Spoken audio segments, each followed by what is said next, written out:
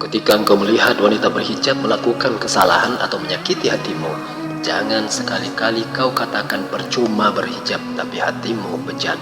Ketahuilah, hijab itu wajib untuk wanita baligh yang mengaku Islam, meski sejahat dan sebejat apapun dia. Antara hijab dan hati tidak bisa disangkut pautkan. Jangan pula kau berkata, yang penting hatinya dihijabi dulu, terus mentang-mentang hatinya belum baik, nggak apa-apa telanjang gitu. Lagian orang yang jual hijab hati itu di mana? Kalau selimut hati ada si Once yang bikin.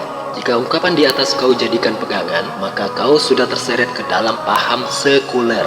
Di masjid tutup aurat, sholat tutup aurat, keluar rumah buka aurat. Ketahuilah, Allah tidak cuma ada di masjid dan ketika kau sholat saja, tapi Allah bisa melihatmu di mana-mana.